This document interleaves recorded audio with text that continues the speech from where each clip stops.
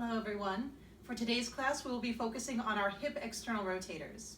So if it works for us, we can find any easy seat of our choosing, and we can always adjust and readjust until we find something that feels comfortable. Legs could be crossed, legs could be underneath us, legs could even be in front of us. Make this time your own. Let your hands rest however you want your hands to rest, whether it's in the lap, or on the legs, or on the heart. And as we take a few moments in this easy seat, I invite you to notice your breath. So we can always remember that the simple act of noticing our breath changes it slightly. But can we notice more or less what it has been like in its natural state right now? And we can remind ourselves that our breathing patterns are not inherently good or inherently bad. They are just indicators.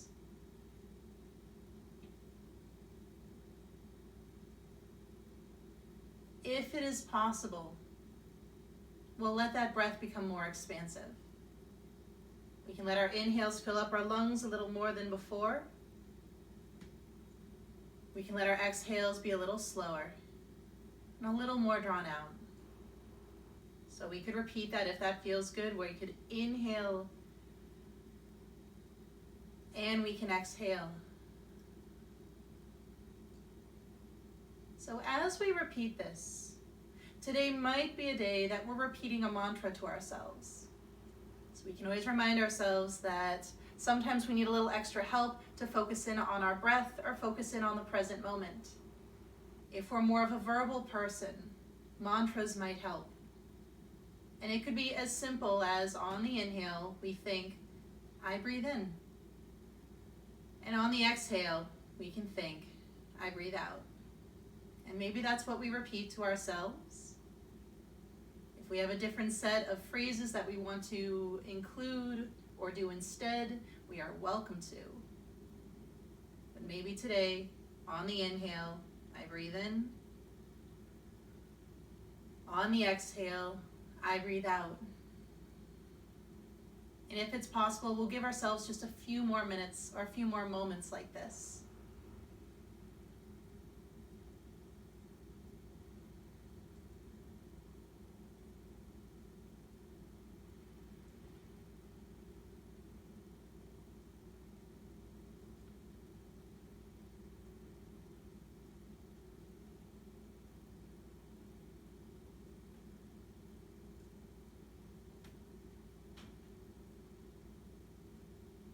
Now, if it works for us, we'll let our hands come together at the heart, and we'll pause to set that positive intention. And perhaps today we just take a moment and think about that positive word, something that could help us weather the storm. Strength, patience, love. Would it do anything different to our practice if we imagine that today's practice was a way to help cultivate that particular trait? And then we'll take in the inhale that we need. And the exhale could rest our hands against our legs. And always mindful the eyes could stay closed for as long or as little as we need. And if it works for us, we might start with some torso circles. So we could let our torso shift to one side and then a little circling out and around and towards the other side. So we can circle behind the hips or across the hips if that feels better. And just repeat that movement. So we can really make this time our own. So today might be a day that we're thinking of anchoring down those hips. Just letting that movement happen through the torso, through the back. But there's nothing inherently wrong with doing a little rock if that feels better for us. Likewise, our torso might still stay relatively still as we are making these circles. But if we like to add in a little undulating through the spine, we're welcome to do that as well. A little rolling through the spine, rolling through the ribs. Now, if we're ready, we'll try it in the opposite direction. So now, whatever we need here, whether hips are anchored or we're adding in a light rock, whether torso is staying relatively still as we make these circles or we find ourselves moving through the spine, especially in an online setting, where ideally we're doing this in the privacy of our own home, make it your own. There's nobody around to see. There's no recording devices. There's nothing here. You can see me, I can't see you. Just do what you need.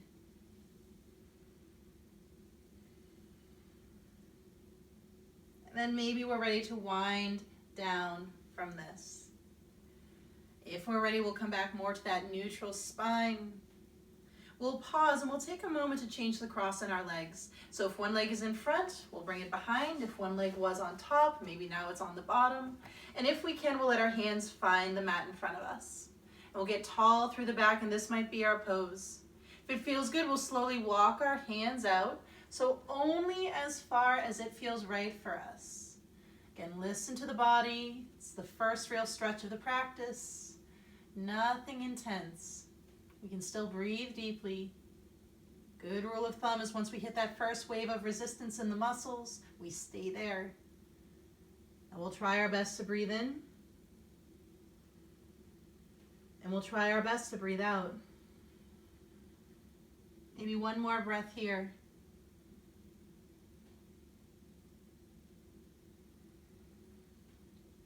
Now, if we are ready, we could walk our hands over towards the right. How we do it is up to us. Some might like to walk the hands straight to the right. Others might find they like to back up a little bit and turn it into a twist. Others might find they're doing kind of an out and away, maybe like a twisted side bend. Make that time your own, make that movement your own. We'll try our best to breathe in, and we'll try our best to breathe out.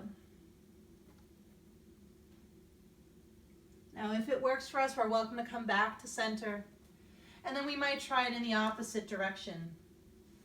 Again, whatever we might need here. Maybe we went out and away, straight over towards that left side, turn it into a twist. Again, make that time your own.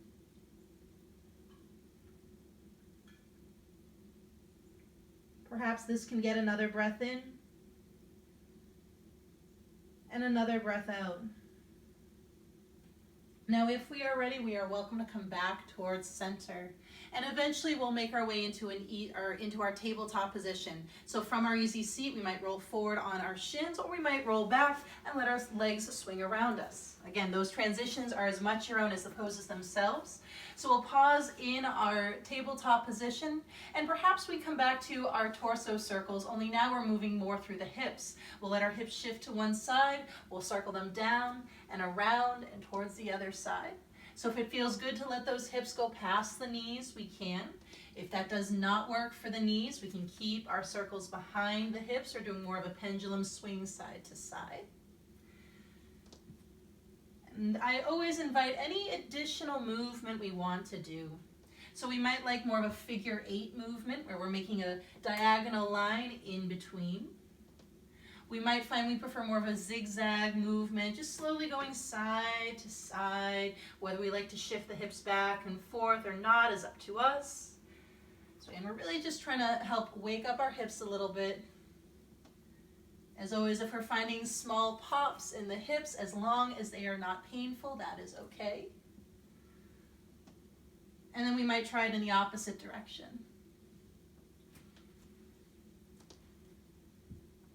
Again, any movement here? Do we like those circles? Do we like our figure 8s? Do we like that more side to side movement?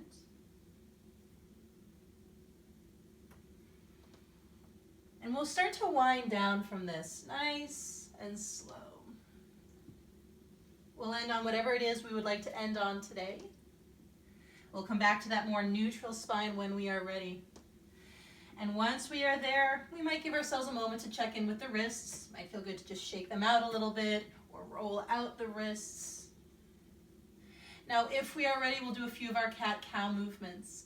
So maybe we can drop our belly down and take a deep breath in. And then round our back, deep breath out. So we'll repeat this movement. So maybe we can drop the belly down and then round our back up. And again, make that movement, make that breathing pattern your own. And choose which breath or which pose you would like to inhale for, which pose you would like to exhale for. Conventional cat-cow is when we exhaled around the back.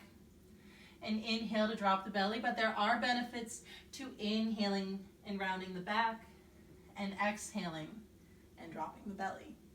So again, make that time your own.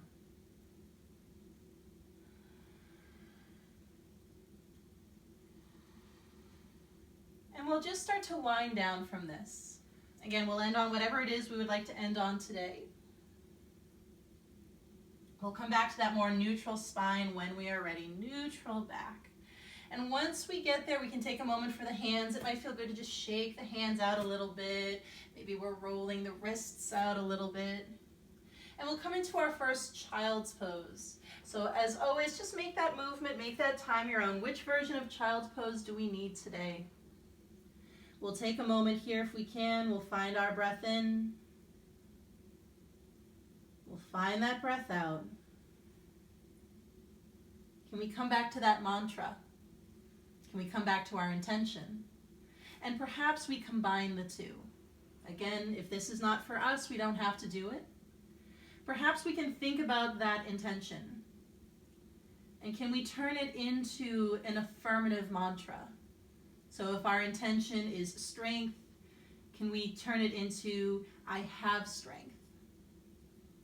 If the mantra or the intention is peace, I am peace. Whatever we need here, we'll take another deep breath in. We'll take another deep breath out. And if we are ready, we'll find our way into our first down dog. So we can always come back up towards table. We can readjust everything. We'll try our best to let those fingers spread wide as we curl the toes. We'll shift back and up. And again, it's whatever down dog we need. We can keep the knees bent. We could pedal out the heels. Now, mindful that this is our time and our practice, we do not have to add in vinyasa flows, and we do not have to add in the kind of vinyasa flow that I am cueing. If we would like to add in a conventional vinyasa flow, we are welcome to come towards plank pose. Maybe knees have come down, pressing that belly to the spine as we lower. Still pressing belly to the spine as we find a back bend. And still pressing belly to the spine as we come up and eventually up and back.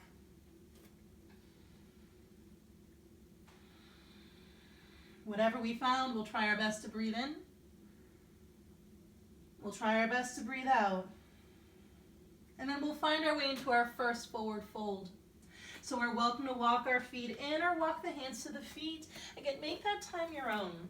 So our first forward fold, we might like to keep the knees bent. Maybe it just feels good to shake out the head like we've said no. Maybe it feels good to nod out the head like we've said yes. Whatever we found, we'll try our best to breathe in. And we'll try our best to breathe out. Now, if we are ready, we are welcome to come up to stand. We'll press through our feet. We'll let our arms reach up and overhead. And eventually, we'll let our hands find their way towards the heart. Now, if we can, we'll pause here. We'll take a moment, maybe notice that heartbeat. And breathe in. And breathe out. Now, if we can, we'll find our way into our first chair pose. We'll do our best to let our toes point straight ahead, but it is okay if they have to naturally turn out for now. Hips width distance or feet together, it's up to us. We'll shift back and maybe back and down, and we'll let our knees point in the same direction as those toes. So giving ourselves a moment here. Maybe we can think about our hips traveling to the back of the room. Maybe they got a little heavier. Maybe we can press our feet down, and there's multiple ways to do that. We might like to press the heels into the mat, and that kind of fires up through the glutes. Or we might think about the balls of our feet and the heels. And we'll imagine that there's an upside down triangle that connects those two. And we're pressing all 3 points down. So either side of the balls of our feet and the heel. And hopefully, as we've been listening to my words, we haven't noticed that we've been holding this pose for a bit. We're gonna try our best to breathe in. We're gonna try our best to breathe out. Again, we're holding this pose, but not holding our breath. One more breath here, though. One more inhale, and on our exhale, we'll come to our forward fold. We can readjust as we come down. And this is our forward fold. So we might find that we're continuing to shake out the head.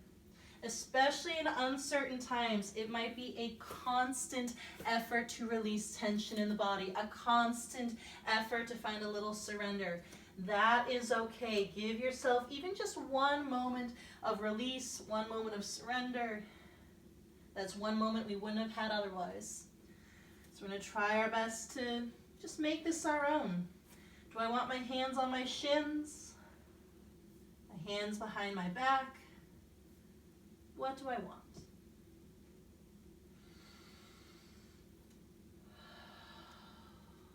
Maybe one more full breath, whatever we found.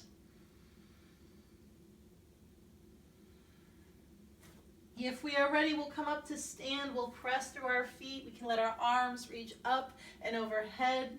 And eventually we'll let our hands find their way towards the heart. We'll pause if that's possible. And we'll breathe. We'll take that breath in. And we'll take that breath out.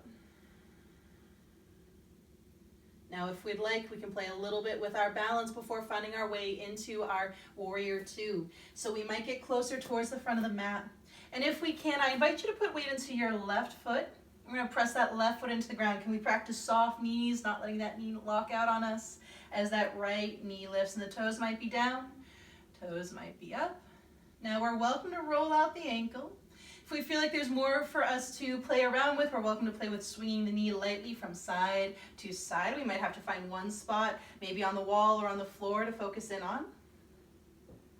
Now, if we are ready, we'll find our way into warrior two. We'll let our foot step back. The heel organically spins to the ground. We got tall. We let those hands go parallel with the ground. We pause. If our footwork doesn't feel good, we readjust the feet until they do. Again, good rule of thumb, we're challenging our muscles, but if joints tell us no, we get out of it. We're going to try our best to breathe in. We're going to try our best to breathe out.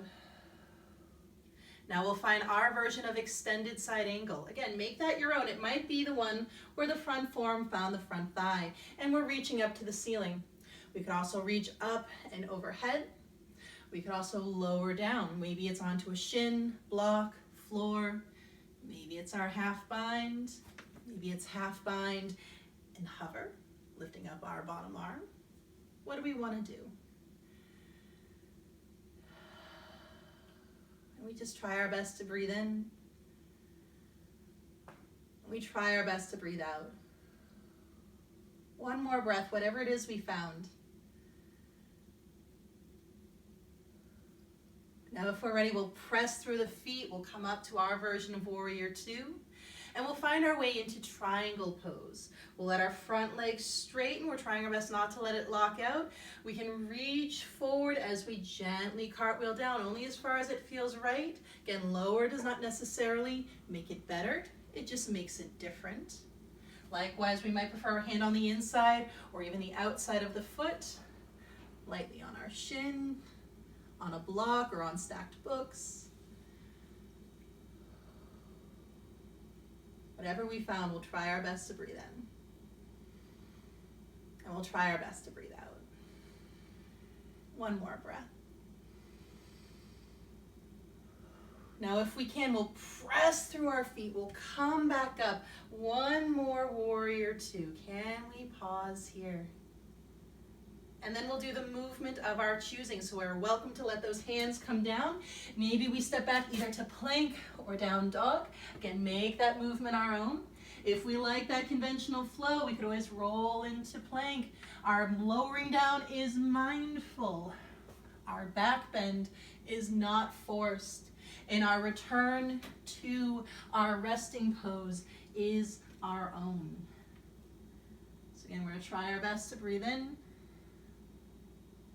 Try our best to breathe out. One more breath. Now, if we are ready, we'll come into our forward fold. So we're welcome to walk our feet in or walk the hands towards the feet. Now, if we're ready, we'll find a halfway lift and we'll just think, activate the back, let it go parallel with the ground. Hands are maybe lightly on the shins. And then we'll bring ourselves back down. If we are ready, we'll come up to stand. We'll press through our feet. We'll come back up. Those arms can reach. And then our hands can find the heart. Maybe we pause here. Notice our heartbeat. Notice the inhale if we can. Notice the exhale. Now if we're ready, we try it on the opposite side. Relax the arms. We'll get close to the front of our mat. I've switched sides so you can see how it looks on the right side. We'll put weights into that right foot. We're pressing that right foot down as the left knee lifts. So maybe the toes are down, maybe the foot is lifted. We're welcome to roll out the ankle. We're welcome to play with light knee swings side to side. Again, we're just exploring balance here. Nothing's getting tested. No pass or fail mark to worry about. Now when we are ready, we'll find our way into our warrior two. We step that foot back, heel organically spiral to the ground. We got tall. We adjust our feet until we found something that works for us. Challenging, but not risky. I'm going to try our best to breathe in. And try our best to breathe out.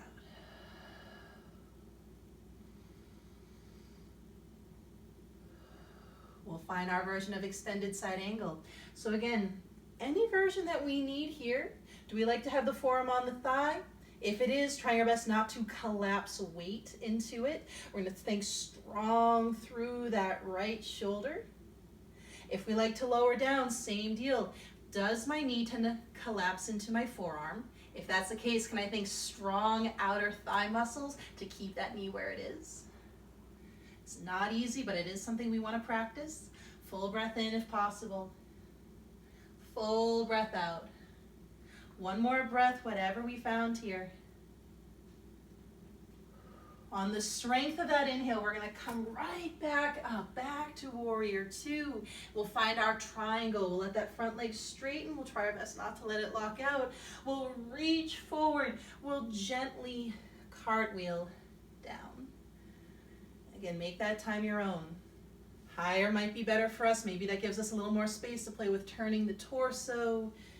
Lower might be the pose we like. I find I'm personally kind of in between. I like to have my hand lightly on my shin by the ankle.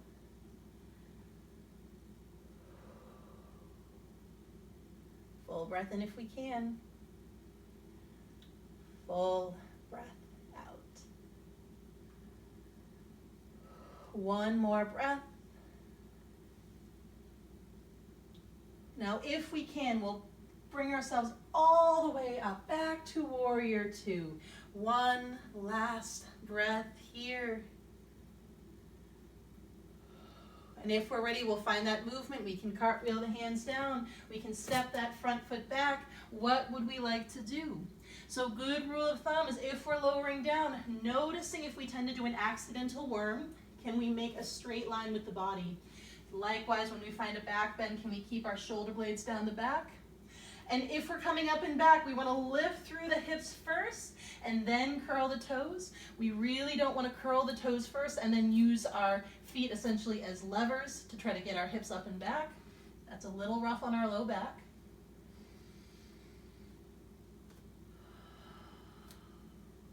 We're just going to try our best to breathe in and try our best to breathe out. Now, if we are ready, we'll meet back in our child's pose. We'll let our knees come down, we'll let our hips shift back and down, and we'll pause here for a moment.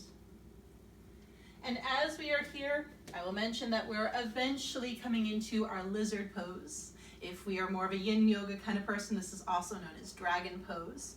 This might be something where we make sure we have blocks or stacked books or something to rest the hands or the forearms on if we would prefer. So we'll come into it from our tabletop position if that feels good for us. We're going to come back up to our table. That might mean readjusting our feet.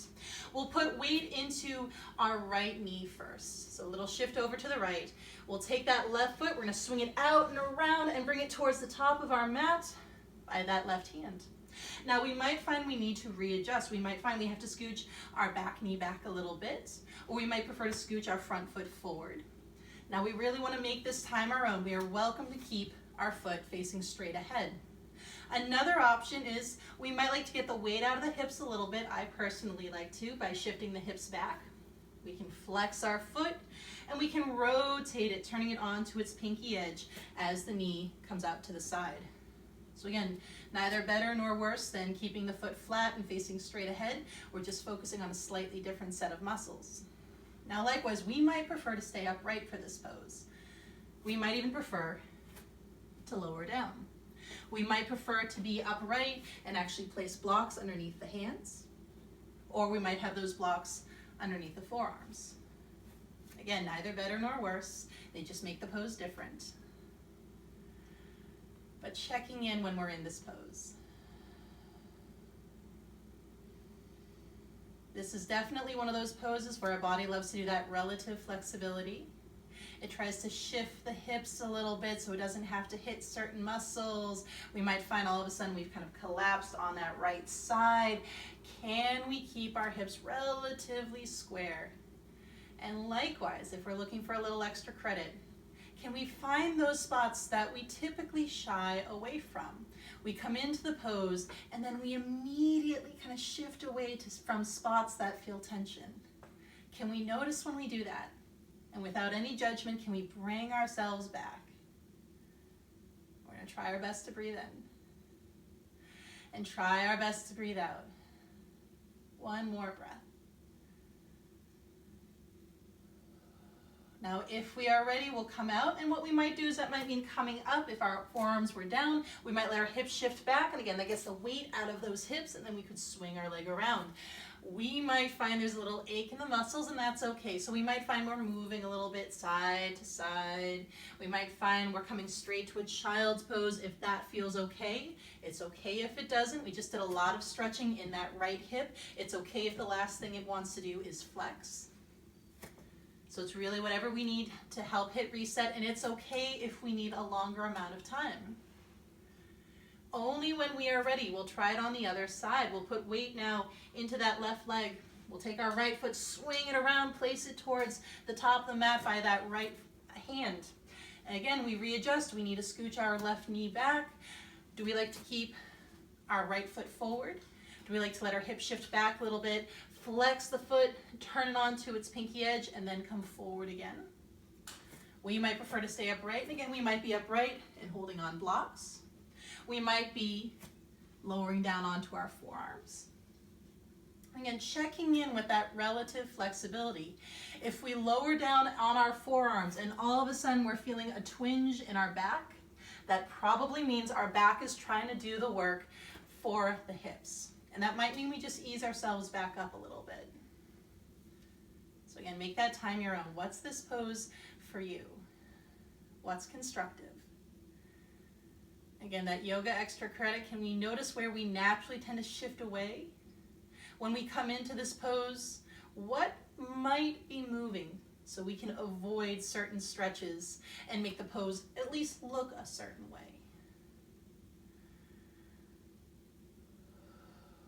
And whatever we're finding, can we meet it with a deep breath in and meet it with a deep breath out?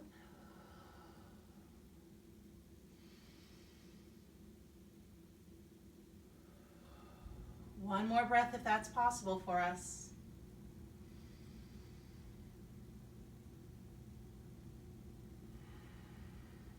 Now we come out. Now if we've lowered down, we'll come up. Maybe our hips can travel back again to get the weight out of them. We'll swing that leg around.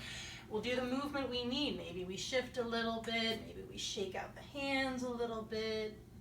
Whatever we need here. If we like conventional vinyasa flows after something like this, we can add that in. This is an open-ended class. What do you personally want to do?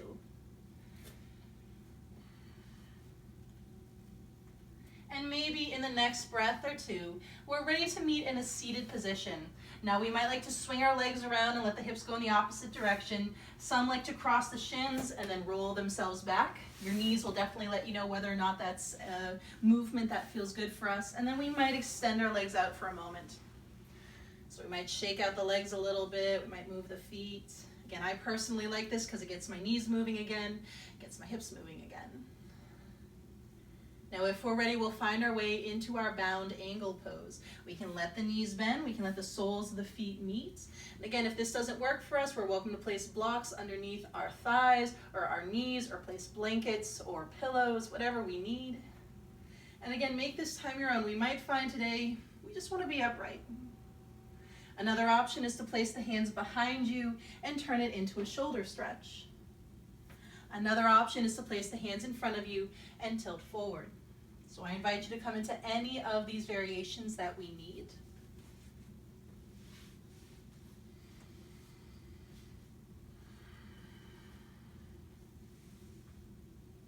And we'll try our best to breathe in. And we'll try our best to breathe out.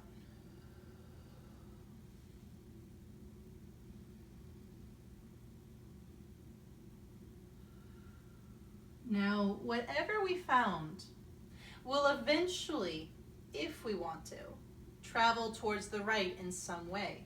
So just like we did in the very beginning of class, it's up to us. Some might find that they like to place their hands down and walk them over towards that right side. Others might find they're upright and coming into a twist. Others might find they're in a bit of a twisting side bend, the hands sit kind of an up and over arch away with the forehead closer to the knee. If we liked leaning back, we're welcome to stay there, or even put a little more weight into that right hand and then reach that left arm either up and over or straight over like we want to shake someone's hand. So we have a lot of options here. Just figure out what feels good for you here. Again, that's the rule. Figure out what works for you. Deep breath in if it's possible. And deep breath out.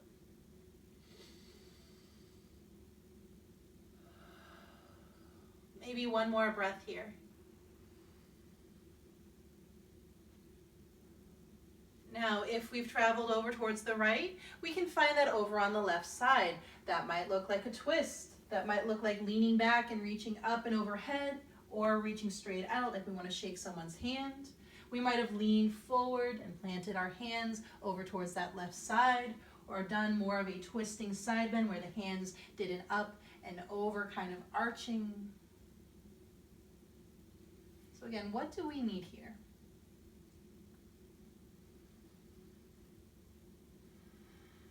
And whatever we found, can we meet it with a deep breath in and a deep breath out?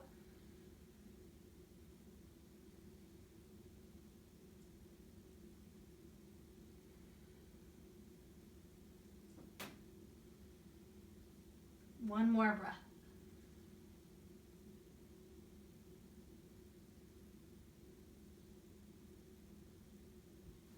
We're ready, we'll come back up to center. We can let our legs straighten out. We might shake them out a little bit. We might move our feet a little side to side. And then if we are ready, we'll come down onto our backs. So make that time your own. As always, if we feel like we need a few more seated postures before coming down onto our backs, that is okay. We can always pause the practice, do some more seated poses, and then come back. It might feel good to hug the knees in if we're on our backs. It might feel good to draw circles with the knees. Now, if we are ready, we'll come into one bridge pose, and we are welcome to customize it in whatever way we want. We'll plant our feet down onto the mat, and maybe we can walk them in comfortably close towards the hips. If we can, we'll practice the toes pointing straight ahead, but it is okay if they have to turn out for now. If we are ready, we'll press those feet down so much that the hips start to lift off the mat. So again, make that time your own. This might be our pose. We might like the hands on our hips or on the ground. If we want to make it more of a back stretch, we're welcome to reach our arms up and overhead and find the ground behind us. If we want a shoulder stretch, we're welcome to flip the palms or tuck the shoulder blades underneath, or tuck the shoulder blades underneath and flip the palms, or reach the hands behind us. Another option is to grip our mat, either side of the mat, and then press the mat towards our heels. Again, what do we need here? Finding a full breath in if we can. And finding our full breath out. One more inhale.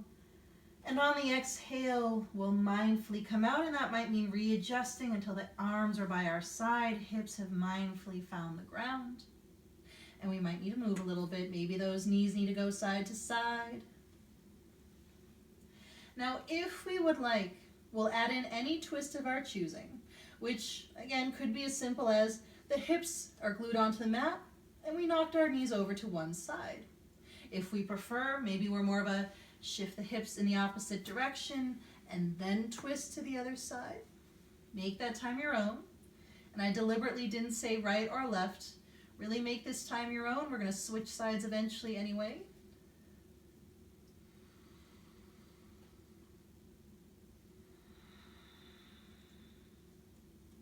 So we'll try our best to breathe in. And we try our best to breathe out.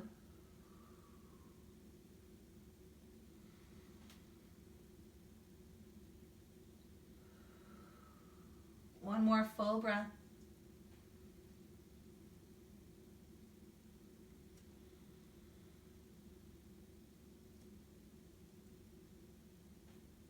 Now, if we are ready, we'll come back to center.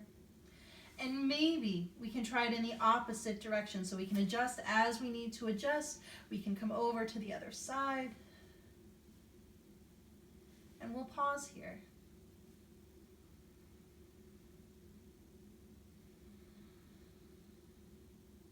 Again, any twist we need here. We'll try our best to breathe in. And out.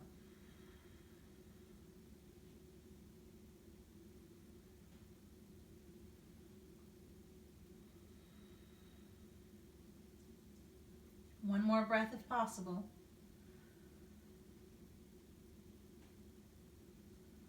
Now if we can, we'll come back to center. So we might hug the knees in, we might rock, whatever we need. And we'll find our way into our figure 4 pose, also known as reclined pigeon. We can plant our feet down. We'll hug in maybe our non-dominant side. We'll bring that non-dominant knee in. We're going to flex that foot, and then we'll see if the shin of that leg can go on top of our dominant leg's thigh. This might be our pose. Or maybe we'd like to take our hands and interlace them around our right thigh. Some like to interlace around the right thigh and extend the left leg up, or extend our dominant leg up. We might prefer to have the hands around the shins instead. Again, what do we need here? This is another great pose to notice. What do I do when it comes to that relative flexibility? Do I tend to curl up through my back in order to get my hands around my shin? Do I tend to lean over to that bent knee side? This is a great place to just explore the stretch, explore where you feel it, and explore where the body naturally tends to avoid.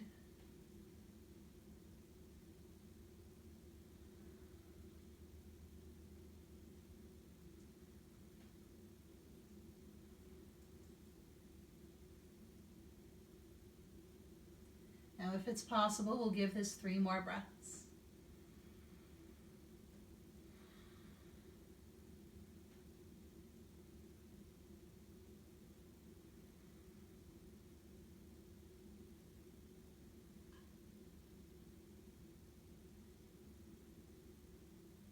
Now, if we are ready, we're welcome to let go. We are welcome to uncross the legs. We might move a little bit here. Now, if we are ready, we'll try it in the opposite direction. We are welcome to bring our opposite knee in. We're going to flex that foot. And now we're going to see if the side of that shin can find our non-dominant leg's thigh. And what do we want to do here? Do we want to stay where we are? Do we want to interlace around the thigh or the shin? Do we like to interlace around the thigh and then reach that leg up? So in what version do we want to do here? And noticing, where do I tend to shift away from the stretch? And it's not about what it looks like, it's about what it feels like. So instead of worrying about how close we can get that shin to our body or our torso, just noticing, where do I feel the stretch? And that first wave of tension, can I stay with that? Neither trying to push past it or veer away from it. Can I sit with it and breathe? And the idea here, on top of helping out the body, is that if we can learn to sit with it and breathe through it when it comes to a stretch, maybe we can take that same type of action off the mat and be able to sit and breathe with something that's a little more abstract than a stretch in our hips.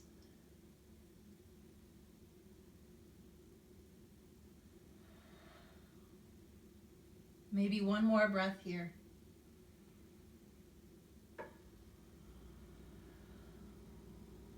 If we can, we'll let go. We'll uncross. We'll move in the way we need to move. And then I invite you to add in any additional movement you might need today between now and your version of Shavasana. So again, Shavasana is going to be any resting pose that we need. At least in this class, Shavasana is only a few minutes long. If we need longer, I invite you to pause the video, set a timer on your phone, and then give yourself that extra time. So again, come into it when you are ready. I'll play the singing bowls while we are resting. I will let those fade into silence, and then eventually ring my chimes and guide us back. And what we do between now and then is entirely within our power.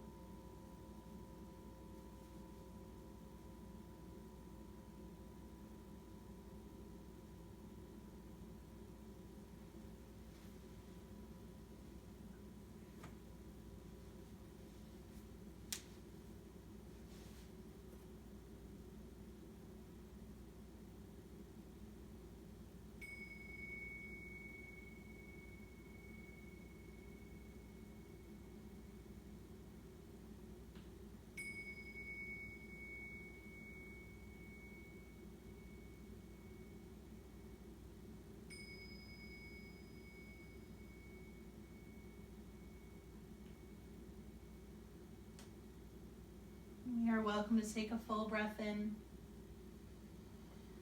and a full breath out. So we can return movement as movement works for us. Trying our best to let that movement be slow and gentle, maybe a little stretch out through our hands and feet.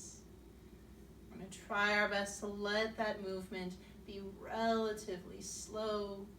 We're going to let it build up slow. We'll find our way into our easy seat slow. Again, we're easing out of that stillness. We don't want to jump out. So once we find our way back towards an easy seat and no rush whatsoever, this is our time.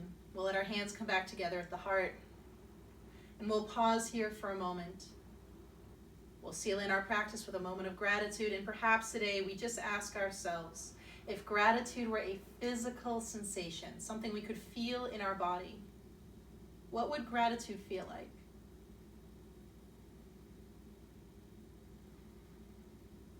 And then whatever meaning of namaste resonates, and perhaps today it is the goodness within me recognizes the goodness within you. I thank you for your time, and I thank you for your practice. Namaste.